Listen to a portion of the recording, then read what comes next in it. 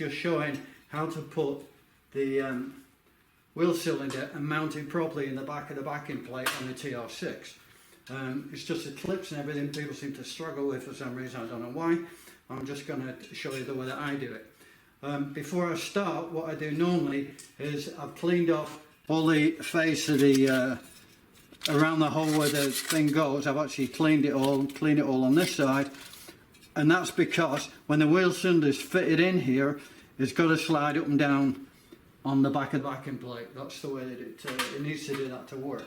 Now, in order for me to put everything together, what I do, I put a nut and bolt through the backing plate first, just a regular nut and bolt, just to hang on to it.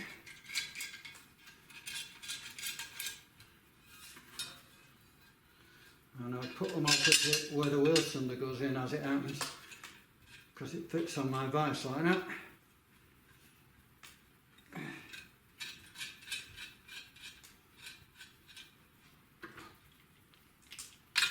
Now we just tighten that up.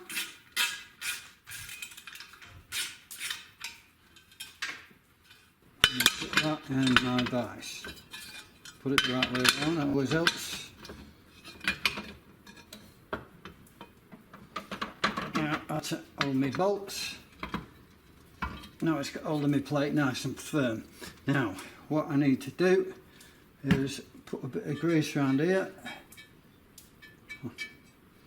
on this bit, and I've got the outside up, right? That's the side we're working from. Now also I need to put a bit of grease, before I forget, on the flip side on here. Put a bit of grease on here. Now I don't put tons of it on, I don't have to, you know, coat it liberally, because we don't want it all over the place. We just want enough to make it slippy, that's the plan.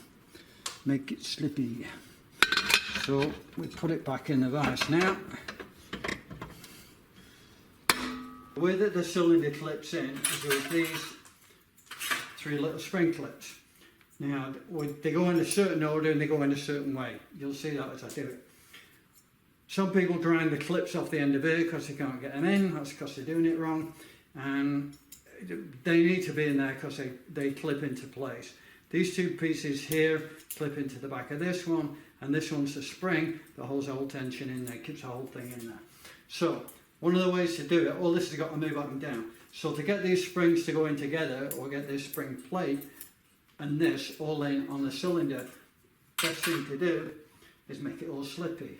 And you'll see why in a minute. You just make it slippy, which means you put a little bit of grease on it. And you do that on every one of them. Just put a bit of grease on, that's all it needs. As I say, just to make it slippy.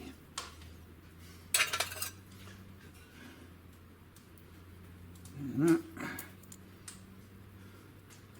And we do this before we start. As I say, you'll see why in a minute, because it makes life so much easier.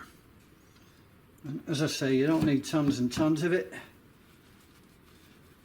Now, the way we do it, we take the cylinder and we put that into place. Then we take the U part with the little clips on the end, and we put that in first. Just slide that in loose. Then we get the handbrake lever and we put the big piece up there. Make sure you put this in the right way around, and you just clip it on the bottom so it's in. Then we take the small piece here, this one, slot that in behind, and then we push that into place. Do it quite easily, like that. Now we take the last piece that goes in between these 2 pieces. Each one of those.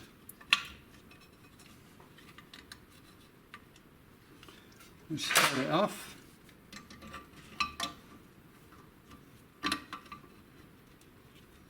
And just squeeze that in like so.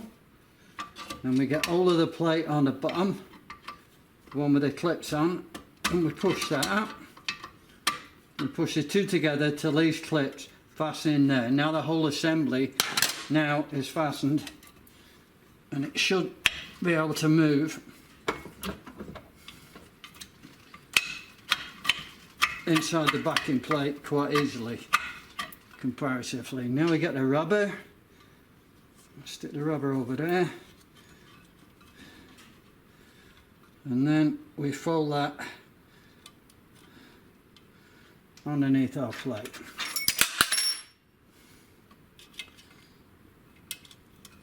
I need to lift it up a bit to get it in there.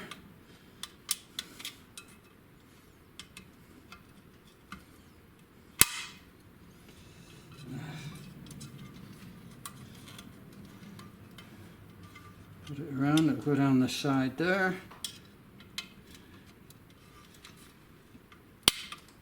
And we just waggle it around, and it'll work its way in because it's got the plate underneath the bottom. And again, with it being slippy, it's going to help. So you just fiddle it till the rubber eventually decides to go in, and there you go. Now the whole thing moves up and down like it's supposed to. The thing is, when you put the brake shoes on, and you use the adjuster, this centralises itself. It's not like the American cars with their self-serving or self-servo type brakes. They're not like that. They're fixed at both ends.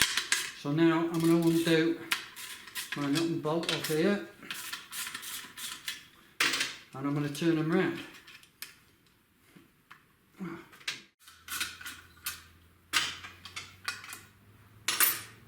So now I can put it back in here. What I want to do first, before I put it in there, is put my adjustment in, my adjustment block, and my adjuster. You'll notice when you get these, when you turn it, it's clanking around, it's really loose, not good. So take the rubber off to start with, then you can take the two wedges out, and first thing you do is put a bit of stuff on the thread, and now like so, and you wind it all the way in, as far as you can go, if you can, and you get a bit on your finger here, and then get your screwdriver and try and shove it right down there on the thread.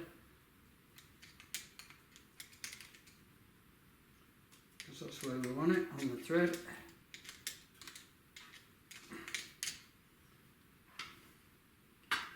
And we wind it back. And we put a dollop down here around everything. Then on our two wedges, we put it on.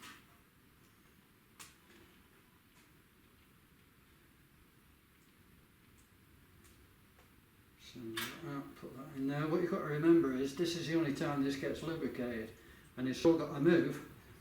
It's in a really pretty shitty environment because of the all the brake dust and everything else. Doesn't get a whole lot of help.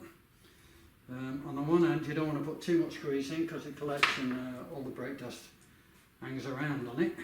But on the other hand, I'm going to put these elastic bands back on, so that I don't mysteriously lose it on the way to the car. Put that on there. Put the nut and bolt on here. You should have a locking nut on here. A locking nut or a spring washer, some kind of locking device.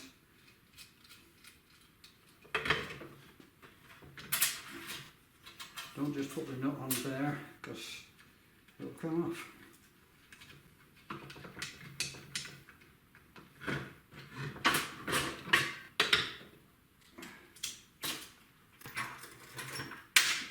Socket.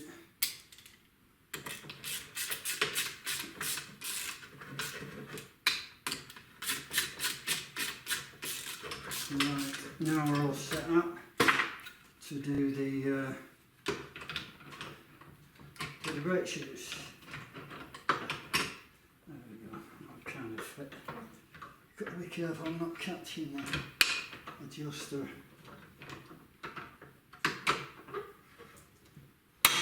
Which I'm not, alright. So we're good. Now, here's another thing that's important that for some reason people forget. I don't know why, but they do. On the side of here, these, clean up these guys. These little blobs here are where the shoes touch the backing plate and ride against the backing plate. The springs are on so they pull the shoes back down onto the plate along with the retainers. So obviously when the shoes move, they're moving against here. But they're covered in rust and other various things, not good.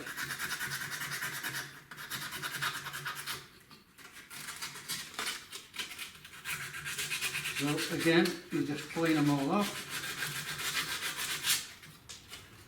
Having done that, we take the magic slippy stuff, put that on there. As I say, you don't put tons and tons of it on, you don't need to. You just need to make it enough to make it slippy. Just put a bit on. We're on there, we're happening. Now of course, I've forgotten everything else at the springs. Okay, I've found my springs. So we put our bits of grease on the points where the shoes meet. Now, the next thing we've got to do is a bit more grease on the arm here. It goes through the shoe and lifts it up. And also another thing is just to line up on the wheel cylinder, line up the groove so that it fits the actual shoe. Now the way it's going to go around, we have one, we can't really screw this up. Well, having said that, goes on there, the square bit goes on there and goes into this one. And then we move this again, so we put it in the right position. So it fits on the shoe. Shoe will fit in. Now the other shoe goes on. The way that this goes, the rotation of the wheel against this brake drum is this way. So we have the leading edge of the shoe on here. This one, the leading edge, is on the bottom. That's the way that it goes. It doesn't go this way, it goes that way. With the leading edge, because the wheel is revolving that way. Now, we take the elastic bands off here. And we get our springs. And our spring, our weird one here, we put that. Clip goes in there. And that one goes in there. This is the more awkward one to put in, so we just put it in there. Now, we put these two in here.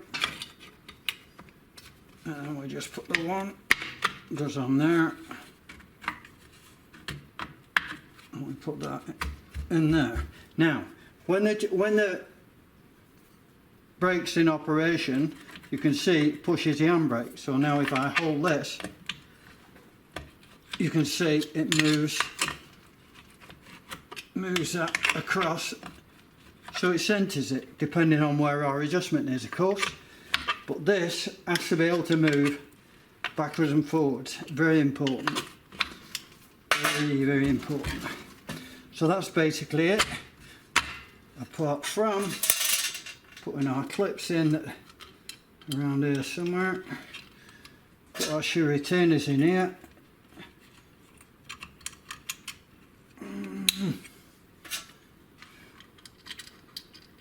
Put the other one on that side, and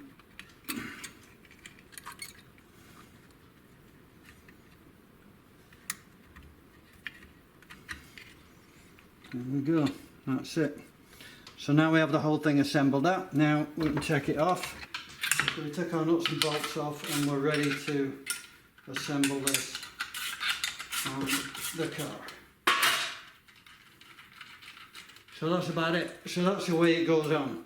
So if you put it on correctly, it works fine. If you start grinding things off it to try and make it fit, then you're doing it wrong. It's not that difficult if you put it in the right order and you use the pliers to push it in. Don't bother with hammers and punches and all that shit. Like, forget it. Just do it with the water pump pliers. So that's how it goes. So I hope that makes it a bit clearer. for everybody. That's how it goes on, and you can see the back of it is pretty smooth. It's all done. The rubber sits in place, nice and good. Everything moves up and down. Got our adjusters on. The whole thing's ready to go on the car now. So that's how it is. If you want to subscribe to my channel, that'd be good. We've got a membership thing that I'm kind of organising at the moment. That's free. Just go on there. There's other information about stuff, just written stuff, and that's it. Anyway, I'm going to put this back on and finish the job that I was videotaping on repairing the chassis. So this is going on the car now. So that's it. Thank you very much.